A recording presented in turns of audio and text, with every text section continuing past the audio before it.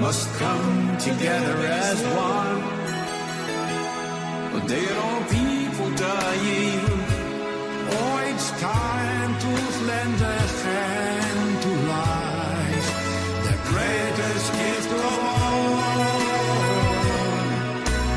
We can go on pretending day by day that someone somewhere will soon make a change. We are all a part of God's great big family, and the truth to know love is all we need. We are the world, we are the children, we are the ones who make a brighter day, so let's start giving. Welcome to the news at 11, where we'll be chatting to the Minister for Artificial Intelligence about recent accusations that he's not real.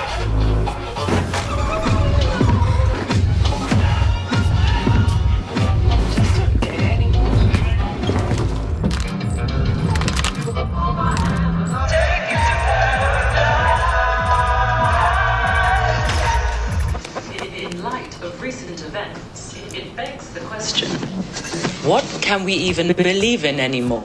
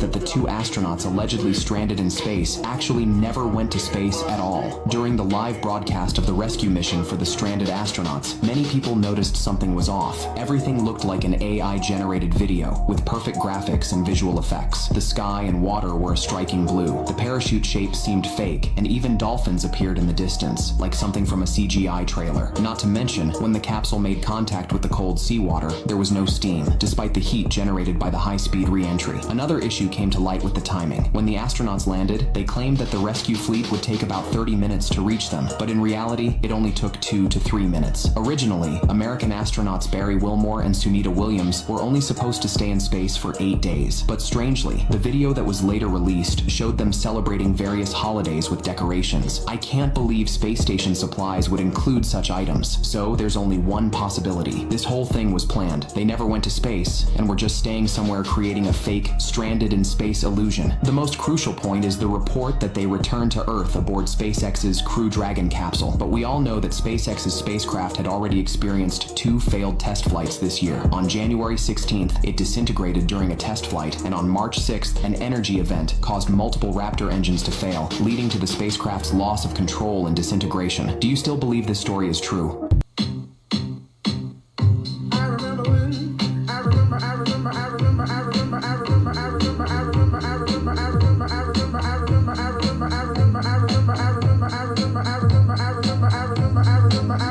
Why did the landing from the astronauts who were stuck in space look AI? Now we all know the astronauts who were stranded in space came home the other day. And I was watching the NASA live, and to me the shit looked like a video game, y'all. Am I the only one? I swear, to me it looked like I was watching the new GTA trailer. Tell me if I'm tripping. I'm gonna show y'all the video.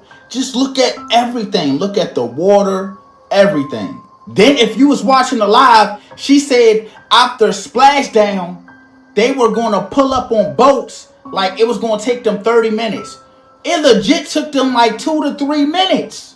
So I was confused, like, you just said 30 minutes. Anyway, here's the video of the astronauts landing from space. What in the GTA 5 is going on here? Splashdown, huh? Well, this looks real, I must say. Who filmed these perfect angles? Stanley Kubrick's Ghost? Then it's just bobbing about there, making no impact on the perfect looking water. But some cute dolphins came to say hi, and that's all that matters.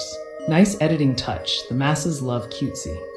Back to reality though, and besides these spacesuits from Temu, zip-up leather boots, which are worn on the bottoms by the way, what ground made those marks? And the obvious AI disaster that has half the world convinced it was real. If only I had some evidence that they just dropped something out of a plane and faked the rest. Oh wait, I do. See how it gets there and circles and waits for NASA to arrive, circles and waits. Oh look, here they come. Wow, it's not 1969 anymore, folks. The only question I have is why? What's the long game here?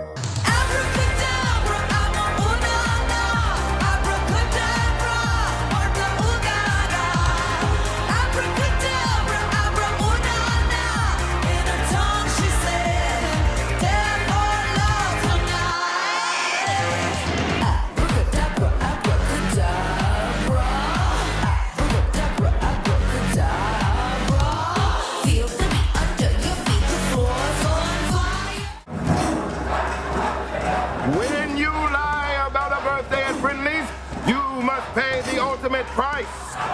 Sin! Sin! Sin! Sin! Oh, steady me, indica me, bring us Lamashtu. Behold the summoner! Behold Lamashtu!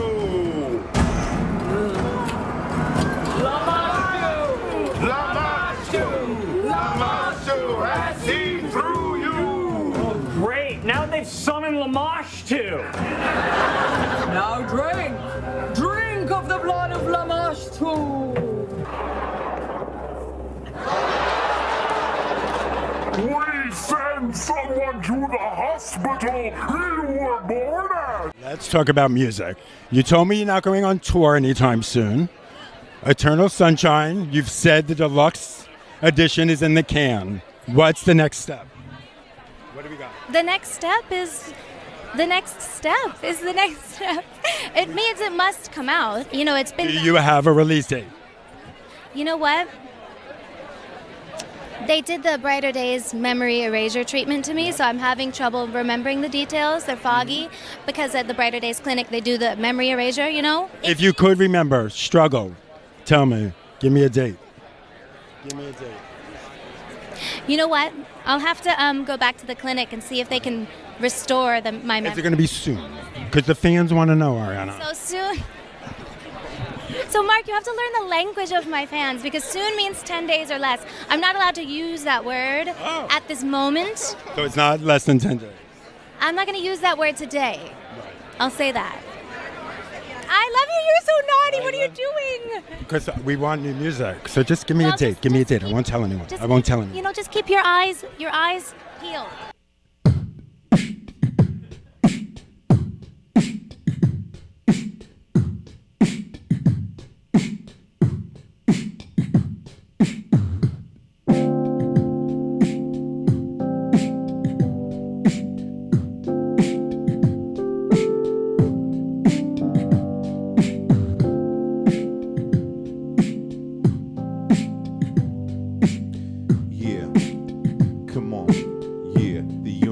Universe, vibrating particles and higher dimensionalities and stuff. Yeah, that's the stuff dreams are made of, like dragons and wizards flying through space and stuff. But the variable versions of graviton particles making their way like a heartbeat through the universe, being detected by laser beams that detect gravitons and therefore give us evidence and proof of how the layering of the universe can become something quite fascinating. even for the layman to understand that the nature of reality could be verifiably holographic, but you'll never know until you die. But that's okay, because it's really fun to live in the meantime, right here in Physics World. You like it? Yeah, I love it. I love it. I love it. Say, I've got an idea. Why don't we hang out in the 12th dimension? 12th dimension, 12th dimension. Yeah, maybe we can hang out in a parallel reality. Maybe we can do that. Yeah, maybe we can do that. Yeah, because the universe is a beautiful place. Yeah, if you look at it described mathematically on a chalkboard by a very attractive person who happens to be a very smart person. Yeah, woo, yeah, you'll discover new things in a demonstrative way. Just wait for yourself to put yourself on the line and you hear the calling of the universe, the universe, the universe. Yeah. The universe. What a concept. The time it takes to get from one star to another star is insane. You need to travel at the speed of light. And us humans can't even fathom the concept of that kind of time because it's really, really, really, really, really, really, really, really fun. You know, the universe is a little bit like the human hand. For example, you have Grauman's center right here, and then you have undiscovered worlds and Sector 8, and up here it's the Tillman's crest. So you can kind of picture that it's a little bit like a leaf or it's not a bowl. Yeah, feeling the universe. Yeah, come on. Yeah, come on. Yeah. Heisenberg, he wasn't very certain of things that he wanted to do. Yeah, so he used to torture cats and stuff because he had to. Yeah. And sometimes they like to do a light experiment where they created a slot in a piece of cardboard and put a beam of light through it with a photographic plate to determine if it was a light particle, was it a particle, or was it a wave? But we never knew because the uncertainty gave way for a rave scene of physical evolution, and Einstein proves really interesting laws that we built on. But now M-theory's got another way of approaching the description of the universe, because it's a very hard thing to describe, but it's something that's really fun for you and I to imagine, and science fiction to use in a pseudo-scientific fashion for you to believe that a world is more credible in an immersive environment as they're creating science fiction plots that don't really make sense, but the visual aspect is what we went there for the first place to see it. Just like Tron. Tron's not going to be a very good movie, but it's going to look really good in 3D because the characters are really cheesy and the actors are really corny, but that's okay. They ruined a really good chance, but it's the universe.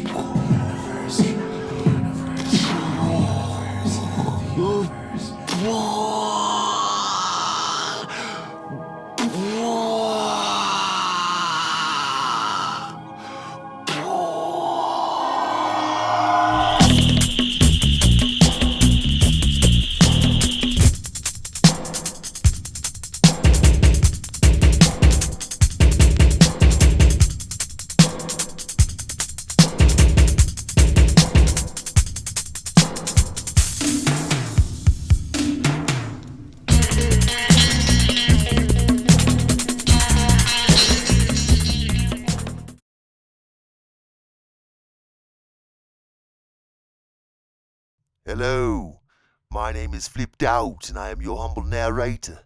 Welcome to the End of Days Q&As. We have a very exciting show tonight. Let me check with production before I go any further. Production, now, how are we doing with what we discussed prior to show beginning? Copy that. I am going to invite my crush on tonight, live. If you're a fan of the show, you should know her and love her. She filled in for me while I was away. The very beautiful End of Days Q&A's line producer, Josette K. Do. I intend to ask Miss Josette K. Do onto a date with me. I feel like I found love, everyone. My heart is bursting. Well, I'm going to bring her on under the auspices of having a quick conversation about how great she was filling in for me, but I'm going to pop the question after she comes on. Everyone, please welcome to the show, End of Days Q&A's line producer, Miss Josette K. Do. Well, hello, Flip. Thanks for having me on. Yeah, how you doing? Everyone's pulling for you. I had everyone on the crew pulling for you. Hello, Josette. Welcome to the show. You look beautiful. I've brought you on today to formally thank you for the job you did filling in for me while I was away. I especially wanted to point out what an amazing interviewer you are. Your interviewing technique I found just inspiring. Oh, really? My interviewing skills? Well, that makes my heart feel good. I loved the interview you did with actor Bill Skarsgård. I just go in there and I say, how can I make this fun for the interview subject? That's my only approach. I just want them to have a good time, you know? Life is so stressful. Oh, you are too modest. I have something special I want to ask you in a minute, but before I do, is there anything going on in your life right now that you would like to share with the audience? Well, there is one thing. Well, I went out with a couple girlfriends on St. Patrick's Day. We got all dressed up in green, and I was just having my margarita, and, well, a fella came over, a guy came over. Oh, an interested party? Like, a boyfriend type? He came up and said, I don't know why he said this, but he said, I don't want you to think I'm a chubby chaser. And I thought, well, what does that mean? Maybe it has something to do with, well, he's going through a divorce right now. Terry is. Terry? Yes, his name is Terry. He rents and sells ATVs and jet skis, right, to college students on spring break. He's going through a divorce, but, you know, it's a terrible situation. He still lives with his ex-wife, technically. And I think maybe the wife that he's getting a divorce to, she might be a little bit heavy. I don't know. He had me help out one of his stepkids he was doing something that had to be recorded, and he asked if I could squeal like a pig for that, so that was fun. I was more than happy to do that for him. And for his stepson, he recorded me for about an hour, just squealing like a pig, you know, like... Well, what'd you want to say to me, Flip? You said you had something else you wanted to say. Oh, I've forgotten what I wanted to ask, and I should probably go now. I think, yes, probably should go. Oh, okay. Well, if you remember it, just give me a holler. Thanks, Flip. Welcome back.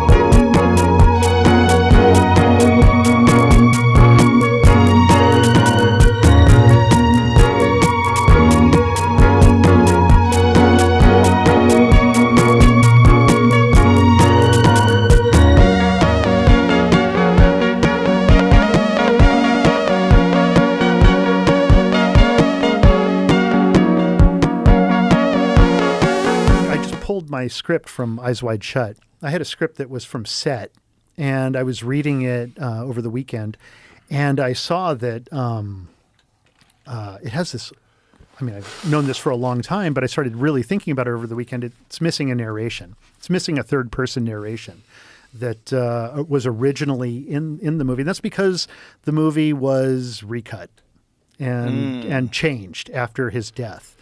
And they will deny it. But as a student of Kubrick, I'm watching the movie and I'm like, well, Kubrick wouldn't do that. Kubrick wouldn't do that either. Kubrick would have trimmed this scene. I didn't know they recut it after his death.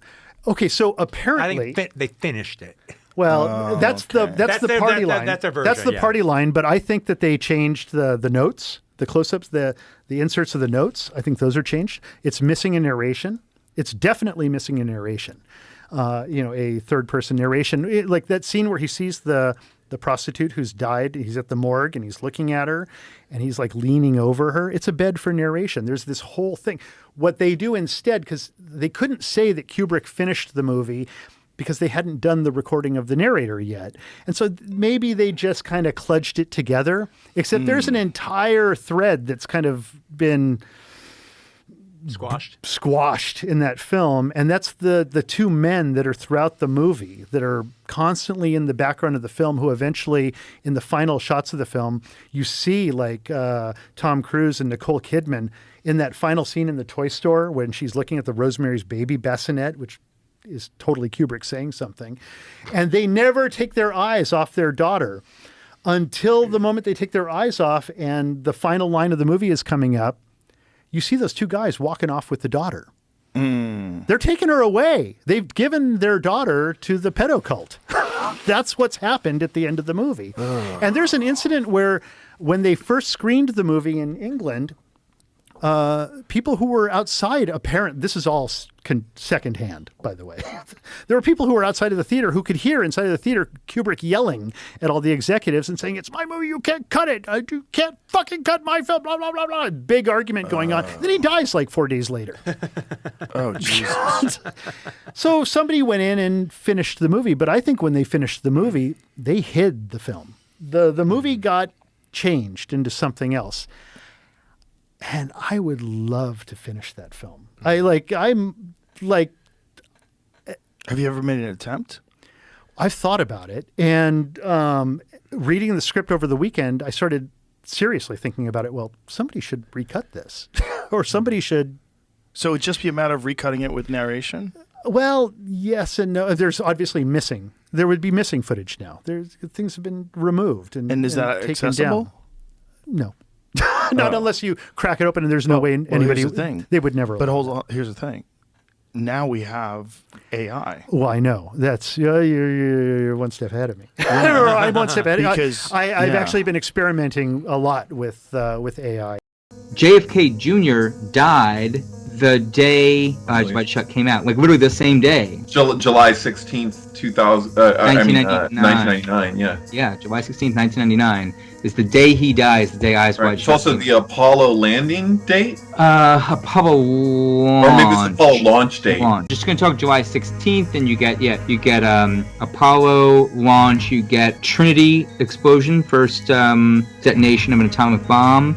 Eyes Wide Shut is named after a novella called Dream Story. It was followed by Vanilla Sky. Correct, yeah. Which is a man realizing that he's dreaming. Mm-hmm. And how does he wake up? By jumping off the building with the two towers behind him. Mm-hmm. Now, if you listen to the director commentary along with Tom Cruise for Vanilla Sky, there's some really interesting things in there. Okay. One of them is when he addresses that the two towers were behind and they had considered digitally removing them from the final scene, and where the director, something Crow, the same guy who did Almost Famous, and he's processing around leaving them in, and he was like, basically like they were filming that in Manhattan, I guess when 9/11 happened, towards the end of their filming.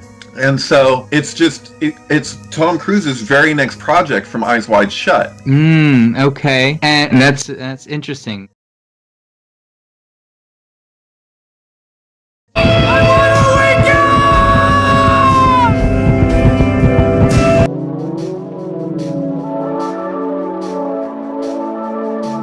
So that Vanilla Sky is based off another movie. It was a Spanish language movie. Yes, called Open Your Eyes. Yeah, right. That's where I was going with this. Totally. And even if you watch Open Your Eyes, when they do the same sequence that as at the end with the two towers, there is another twin buildings behind them. Oh, the first line of the movie is Open Your Eyes.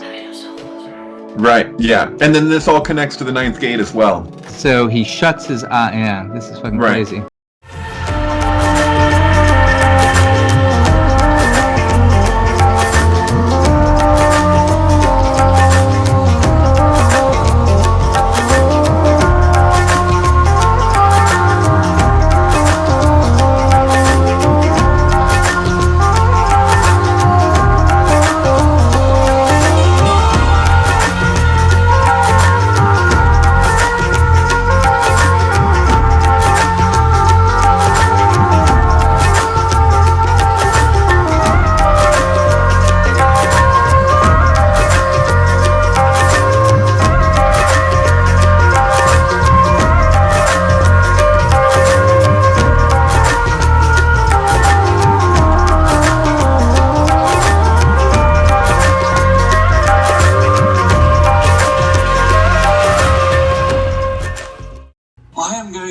welcome a new guest to the show. We're going to have live views again. We've got I have just heard that we have now lost Dubai. You saw Dubai get darker and darker, and that was just the sun setting. Here we are with the live views from the solar telescope just behind me. It's what SLU members are going to watch every single day from now on. And you can see there the sun is on the left. You can see the small black dot, which is just to the right of center of the sun. That is the tiny orb of Mercury. Mercury, you now know so many interesting and fascinating facts from SLU astronomer Bob Berman. You'll be able to tell all your friends. Now, you may be asking yourself, what is that large round thing to the right of the sun? Well, that's our second sun. I don't know if you knew that we had a second sun, but there it is. It's normally hidden from view. NASA and other organizations, they usually hide that stuff away from us. They don't tell us the truth, but there it is. It's true. This is not make-believe. This is not conspiracy. The reason I have purchased this high-end solar scope is to further learn about the second sun. Just so you know, I think it was the spring of 2015. The first time I filmed this, I was filming the moon a lot back then, and I kept getting bored, slewing the scope off the moon, and I would find a bright spot in the sky with the full spec camera, and it was a significant bright spot, something like a third of the sky away from the full moon. So I had my rig set up in a similar way, but it was a hydrogen alpha solar telescope, and lo and behold, I found another body that was a little bit smaller, slightly out of focus. That turned out to be the second sun, so that's the backstory. A year or two later, another man with a similar rig finds it again in a different location. In that same year, the SLU Observatory is live streaming for young people the transit of Mercury across the sun, but they've got a problem because the so-called second sun is almost kissing our sun. So close, they can't get it out of frame. So at some point during the cast, he says, guess you're all wondering what that is. That's the second sun. We're not supposed to talk about it this kind of language. Back then, I said two things which I think are true, and partially they have been verified. The first is that you can maybe see the so-called second sun with your naked eyes when it's at sunrise or sunset and they are separated. The other thing I think is true is that for some reason, all the images that get taken of the so-called second sun are at sunrise and sunset. But as an example, yesterday morning, someone from Ontario sent me a still. Unfortunately, it wasn't a video, but it looked like it was probably the so-called second sun, very close to our sun. It was about 15 degrees off the horizon, so very close, shot over the lake. And by the time I got my equipment on it at 9 a.m., I will show the evidence. It still looks like the glow of it is poking out from behind our sun. So what I think goes on is, for whatever reason, probably the angle that we're viewing from in the morning, there's some separation between the two bodies. And as we move to solar noon, it tucks in behind our sun. Our observations are not in the visual spectrum. We're looking at electromagnetic signatures, solar system harmonics, where we are under the strong impression that we're seeing manifestations of a second electromagnetic emitter that's close enough in our solar system that it's affecting primarily the inner planets. And that would be based on a concept. Could be the most likely a binary twin, or a lot of solar systems or binary have two stars. Most. And most do. That's very common. And stars do not have to be identical in their electromagnetic output. So a lot of people that are not familiar with the science would think that if there's two stars in a system, you would see them equally. And that's not necessarily the case, because there's different types of stars and what they emit. They have different names. So this would be a name that we would consider a black star, what we would refer to. You might have a different... For what reason do you give it that label? That has to do with the electromagnetic output, the phenomenon that we're noticing with the solar system harmonics. So we give it that.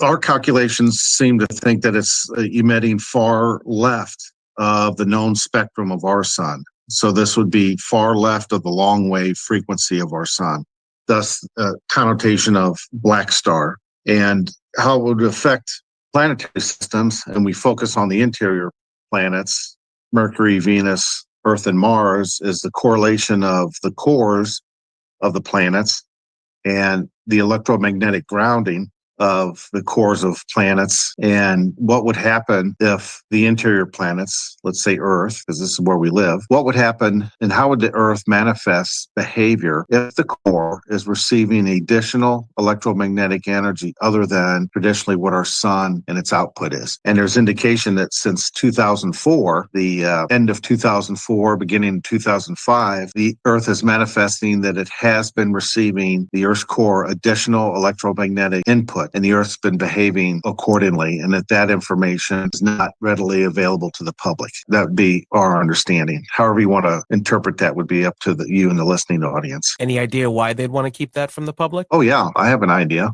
Okay. I mean, do you want to hear it? Yes. Episode 621, but let me preface this. We're a scientific community, but we're not part of this worldly system. What I mean by that is I used to be, but years ago, I was classically trained in atomic theory. Atomic theory is basically the traditional sciences taught at all high schools and universities around the world. Doesn't matter what nation, state, what language, your periodical chart and the known physics in the textbooks. Mainstream. Yeah, mainstream, right. So you have the mindset of government agencies, universities, scholarship grant funding programs, corporations. This world system of things as we know it. As I got older in my science research and inventing technologies and applying for patents and international patents and so forth, I started to see the world in a different light. And what I found is that in our estimation, in a small scientific community, field theory is more accurate than atomic theory. And in field theory is a model we seem to think that it explains more accurately how life functions, and it's a better model of physics than atomic theory.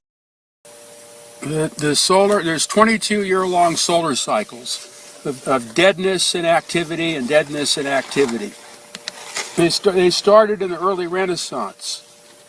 And they peaked out around World War II. And now that we're in cycle 24, the sun's going dead. And it's not creating an ionosphere. So the sun's only operating at half power right now for this part of the cycle.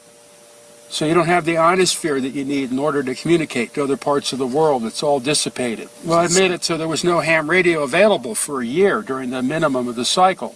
Now we're at the maximum, and the maximum is no better than a minimum.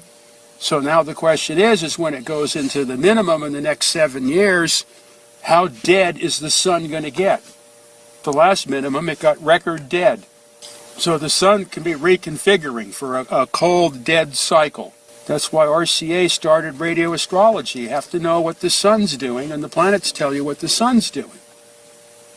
So RCA gave me the equipment, Sonoma State provided me with the place to do it, and the cosmos provided me with the total planetary alignment. There's no inside structure. Is it hollow? Yeah, there's only a surface. There's nothing inside. Is the sun actually, do we believe, combusting in on itself? It's not burning anything. There's no fusion in the sun. That's well understood. Proven. Yeah, well, there's just another way to prove that there is any. It's only in the flares that you get fusion. That's why all the X-rays. The flares, the arcs, and the X-rays, and the microwaves, and whatever result of fusion in the arcs. There's no fusion in the sun. They don't know how the sun works. It's a transformer. Transforms from some other dimension. It's not burning anything. It doesn't have to. It's a converter. Of what? I don't know. Nobody knows. But that's what it does. That's the only thing it can do because that's how everything works. It's transforming from another dimension. Yeah, you could say it's taking energy from another dimension, counter space. There's no energy, actually. Most of it you can't even measure in outer space or see. You can't see. No, you can't see the sun in free space. So the sun is not visible in outer space? Not in free space. It's only invisible when gross matter becomes involved, like the Earth's atmosphere and envelope and the surface of the moon or whatever. That makes the light.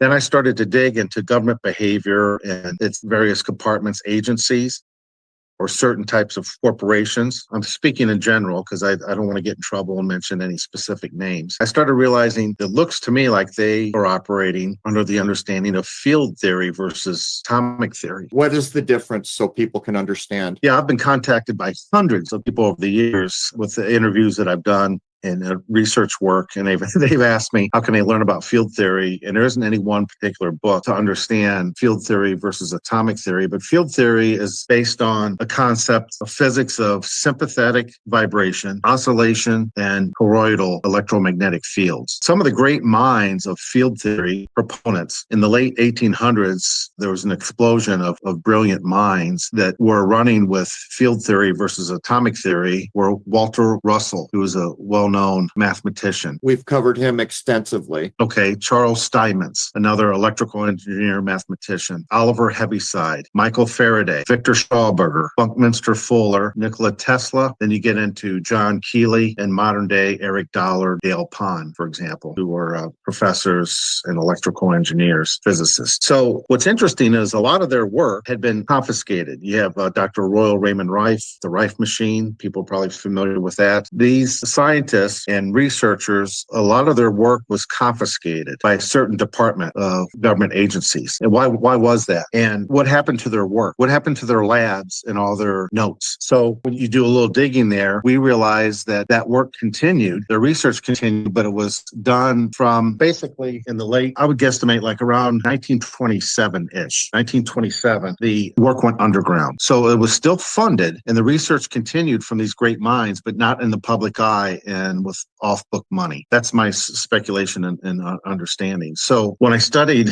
field theory and I realized, yeah, this is more accurate than what I was taught with the degrees that I have in traditional atomic theory, a whole new world of science opens up in understanding. So field theory, understanding of our solar system harmonics and possibility of a binary twin absolutely makes sense with field theory model. If they keep that knowledge hidden, that's because what happens to planets like planet Earth when it's experiencing additional electromagnetic energy from a second sun, or say a second physics, a second electromagnetic emitter, what happens to a planet like Earth? And I have speculation that their behaviors, they understand what's going to happen to the Earth, but they don't want to make that known publicly because of the panic that it would create. Because an Earth-like planet, if it has additional electromagnetic energy, would manifest in an expansion of the planet and basically a reconfiguration of the topography of Earth. So what you're suggesting is that the return of the second sun can be associated with earth-changing events. I guess some of the modern language that might get applied to that is a reset. Yeah.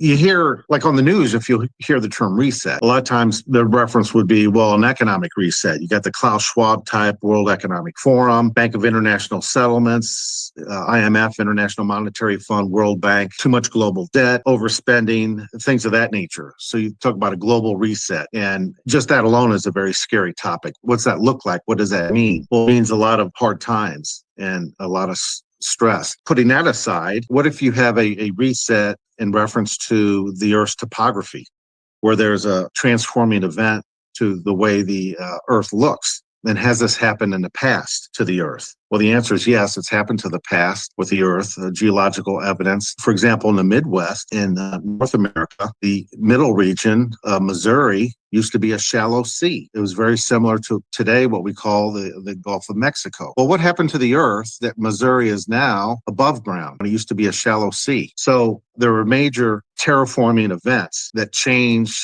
the Earth as we know today. Well, we understand that the Earth is manifesting. It's about ready to go through a major terraforming event, historical in proportion. If I were temporarily to be sympathetic towards government in this illustration, if I were in government in one facet, their hands are kind of tied, because what would they do if they had knowledge of the Earth expanding? And you would have major shifts in continental plates, new land masses appearing, and current land masses being submerged. I mean, what would you do? I understand their position. Panic it would create. It would definitely decimate the global economy permanently. The infrastructure would change. If you have the West Coast cracking off from portions of Alaska through Baja, Mexico, what would that do? Well, that would decimate United States, Canada, Mexico. No government's wealthy enough to handle that kind of a hit as far as the infrastructure loss and the finances and loss of life. So you would have to kind of keep quiet and make contingency plans on what to do after the event. And I think that's what's happening. I don't want to get into, there's other talk shows, and maybe you've had this before in previous episodes. That's a whole different topic. Is the government preparing for such event? Do they have assets and contingencies so that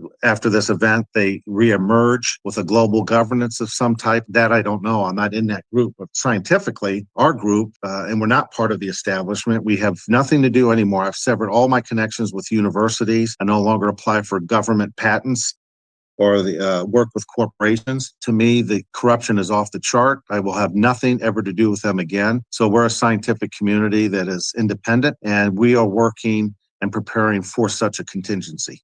So I guess I've got to ask a couple questions. With what I've described and what I call the second sun, do you feel that what I'm describing is what you were talking about? Or do you feel like what you were talking about could be separate from what I have filmed? Yeah, that I don't know. That's interesting, because when we met for the first time over the phone a couple weeks ago, I had no idea you were doing photographing, that you have done work on the moon and then this anomaly. I didn't know that. And we don't have that type of equipment. We never even thought about that. So that was new to me 2 weeks ago when we talked in private. So I'm wondering, there has to be a connection. Why would you be seeing this manifestation and your different technology with your telescopes and camera lenses, and what we've noticed that's been happening since 2004. The reason why I mention that is back in 2004, we were in solar cycle 23. Right now, we're in solar cycle 25, which started in December 2019, and this cycle will continue through year 2030. But if you go back to solar cycle 23 in 2004, because there are approximately 11-year cycles. 2004, it was a declining phase in cycle 23. But at the end of November, there was a burst of solar flare activity. And if the audience doesn't remember, to go back into the archives, December of 2004, around Christmas Eve, Christmas Day, is when a great tsunami was triggered in Indonesia, one of the greatest natural disasters in recorded history, close to 400,000 deaths. So if you look at that phenomenon that happened December 2004, what could have triggered that tsunami if you're dealing with a declining phase of solar cycle 23?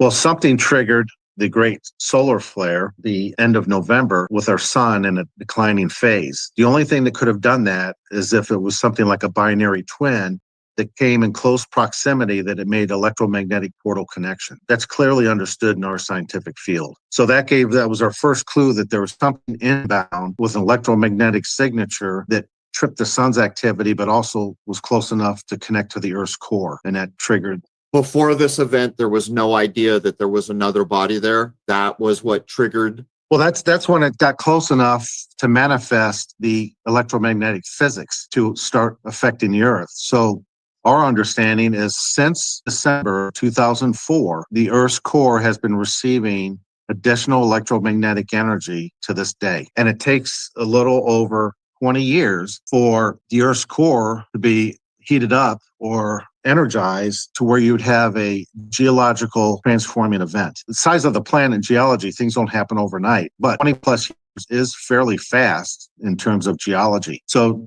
picture the Earth's core needing 20 plus years of additional electromagnetic energy for it to heat and expand the magma surrounding the core. As that magma becomes superheated and expands, it expands outward and displaces the glassy magma that our continents float on. Then that's when you have, and I can get into it further, that's when you have geological terraforming events where continents break apart, new land masses appear, and some land masses submerge and become ocean floors. So I have a couple questions.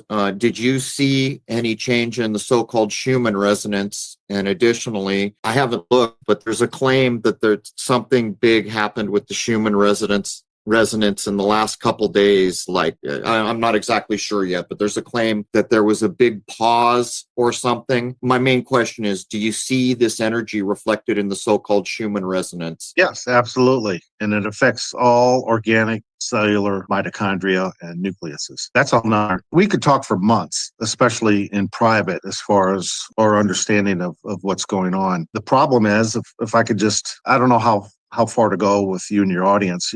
it doesn't take long to lose people where they're like, oh, this guy's a crackpot, or what they're saying is that's human nature, is to immediately dismiss anything outside the normal paradigm, or people have a tendency to go to Wikipedia or Google, and if it's not there, then it doesn't exist. That's pretty much not this audience. Okay, good, because that mindset will kill you. But we go on the premise that everything we've been told is a lie. Governments lie, institutions, academia lies. Our reality is a psyop, and the real truth has always been hidden. That's the premise of this podcast. The tagline that I started putting on every image when I started this was belief is the enemy of knowing. The premise of everything we do here is that we've lived in an illusion, a manufactured illusion for a long time. Yeah, I agree with that. And so we got so frustrated as a scientific community. We have nothing to do with, as I mentioned earlier in this interview, and that's why we've been lied to. And governments and agencies are deliberately designed legally to keep this matrix system alive and to suppress any truth or any discoveries that would interrupt the current power structure. So if you have any technologies that improve healthcare or improve energy or improve agriculture, that's immediately confiscated, sabotaged, or floating face down in a river, plain and simple. 100% of the time, we have noticed. Yeah, this world cannot be fixed based on a human level under the current legal structure of international diplomacy, international banking, and police force and military. Cannot be fixed. So we're outside the system. We do not issue any patents. We do not publish any papers. We're blacklisted anyway, but we don't want them to know what we're working on. So our technologies are released to off-grid communities. And we don't participate in the monetary system because then they get you under commerce laws. So it's very, very complicated. So if right now, maybe the day's coming, but right now they still haven't been able to stop our minds from inventing and working on discovery. So as long as we're free to do that, we have great discoveries in water science and energy and field theory, physics, but it's not talked about publicly.